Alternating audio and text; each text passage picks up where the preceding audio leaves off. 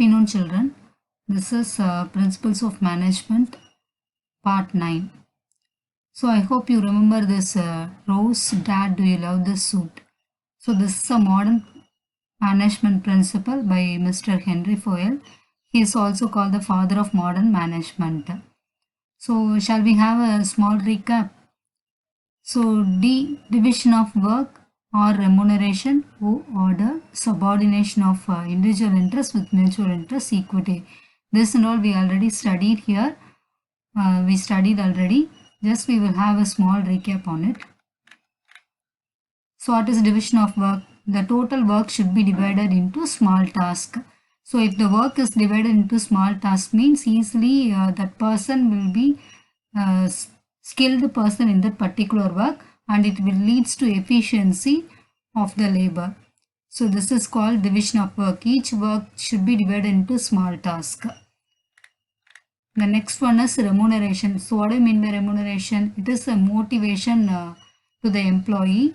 It may be in form of bonus, salary, work, and also some of the health insurance, allowances, paid vacation. So these are the various forms of remuneration. So how the remuneration should be? It should be fair, reasonable, and rewarding to the efforts of the laborers. So the third principle is order. So order, it may be of two types, social order and material order. So everything in it has its place, and everyone in they should be in their place. If it is everything is order, means we can easily accept and we can do the work in a proper manner and attain our goal. So this is the thing. So social order here is men, it is labor force. Then subordination of individual interest to mutual interest. Each one will have, in the organization, each one will have unique interest, but their personal interest should keep aside and they have to work for the goal of the organization. So each one they have to show their interest towards to attain the goal of that organization. So personal interest that should be keep aside. So this is called subordination of individual interest to mutual interest. Then equity. So managers should be fair and impartial while dealing with the employees, giving equal attention towards all employees. So employees should be treated kindly and justice at the workplace. So this is what we studied in last class. So start with today's class, Principles of Management, Lecture 9. So today we are going to see this remaining things.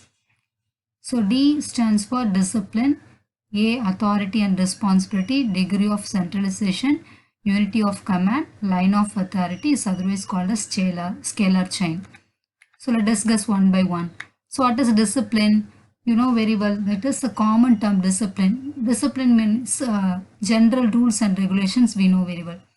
So for an organization, there should be general rules and regulations for working of the organization.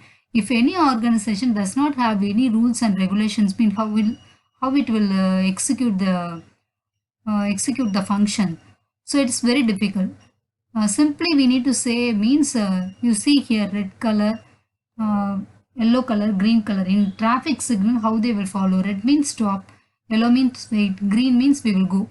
So we are following this order and the discipline we are maintaining. Like the same way in organization also have certain rules and regulations that should be attained in a smooth manner. So it will ensure the smooth functioning of all the organization. So obedience, proper conduct in relation to others, respect of authority. So these are the discipline guidelines given by the organization that each and everyone have to be followed. Not only the laborers but also to the organization top level management. The employee must be honored to the commitment made by them. Okay, and management must meet its promises. So both, if they are maintaining the discipline, means it should be in effective manner, they can motivate each other and they can attain the goal. So next one is authority and responsibility. Children, this is your question number 4, 2-mark question. So what, state the meaning of authority, they will ask. So what do you mean by authority? Authority is given by the top manager to the subordinates. Subordinates means here the labor or the low cadre people working in the organization. So the authority and responsibility must be given by the top manager to the subordinates. So the authority has a right, authority is a right given by the superior to the subordinates. So subordinates, whereas they should be responsible and they have to accountable to the performance of the organization or performance of the subordinates. Let me explain a simple example. I'm a teacher of your class. I'm having that authority to tell you that to do this work, do the homework properly. Same time, I have the responsibility to correct your note, everything. So you are the student. So you are accountable for your work, whether you have completed all the assignments, whether you have written the test properly. That is your accountability. So you have to report to me. Like the same way in organizations also has, so the manager has authority and as well as responsibility. They have the right to tell everything to the subordinates. The subordinates is accountable to the manager. So this is what authority and responsibility. Then the next one is centralization, degree of centralization. So everyone, centralized AC they will say. So what is centralized AC? So whole room it will get cool. Not only that particular place, the whole area it will become cool if you switch on the AC. Here the same way, centralized organization means power, the authority to make decisions. Okay. So if it is centralized means the top management alone. This is the top management. This is other managers or laborers, whatever it may be. The top managers or top management alone have the important decision making rights means that is centralized. Decentralized means here you see here one person, here one person, here one person. Under them 4 or 5 members each there here. Okay, so each one will have that authority to take decisions means that is decentralization. Okay, can understand? Centralization means the top management alone have that authority to take decisions. Decentralization means all at the managers level they can take the decisions. So that is called decentralization. The next one is unity of command. So what is unity of command? See, 1 minute. See in this figure, what are things you can able to see here? One person. So he is a top manager. Under him, there are some managers. 1, 2, 3, 4, 5, 6. Under each manager, he is having 2 subordinates. Here 1, 2, here also 1, 2, here also 1, 2, here 1, 2, and here 1, 2, here 1, 2. So one top manager will be there. Under them, some managers will be there, disciplines. So under them, there are 2 persons. Okay. So unity of command means the subordinate should receive orders only from this person, not directly from this person. Can understand? So the subordinates, they can receive order from this manager. This manager, he will receive orders from this top management. So imagine that he is telling everyone, he is making order to everyone, all subordinates, managers, means what will happen? The whole thing will get confusion and they will do on their own way. So this is also, this for this man, it will be very difficult to meet each and every person and convey his order. So what he will do, important decisions he need to take means he will call this managers alone and he will speak to them, and the managers, they will convey to the subordinates. Can understand? So this is the unity of command. The order must be the same. That is what he decides, that only will be followed by the manager as well as subordinates. But how the process is going on?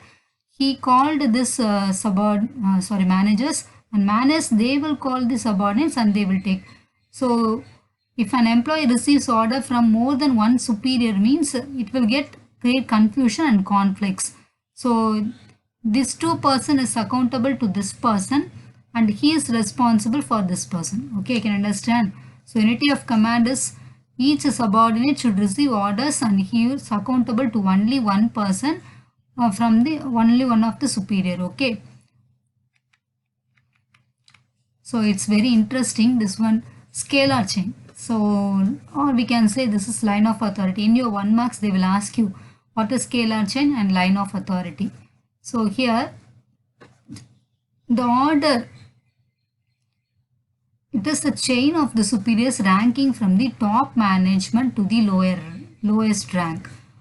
So how they will be, one manager, then after that another manager, under his cadre another one. So like this it will be there. So levels you see 1, 2, 3, 4, 5 like this it will be there. So the order should be from the top manager to the lower cadre. So this is called chain of command, we will say, or we can say scalar chain. So it should be clear from the authority from the top to bottom it will link. Communication is different. So it may be of upward communication, it may be of downward communication.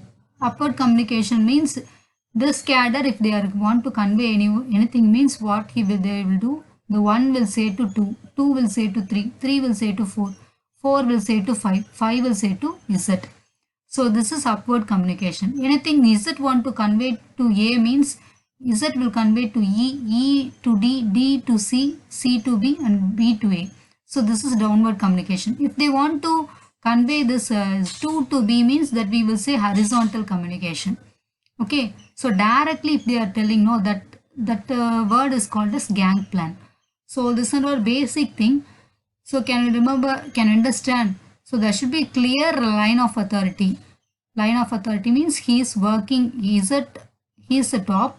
So E is working under Z. A is working under B. B is working under C. So this line of authority should be clearly defined.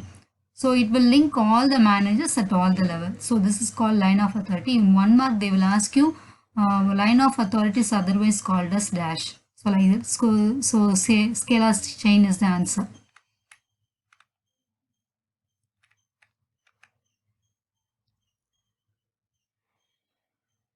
So here I'll stop. This is an important 5 mark question. So you learn.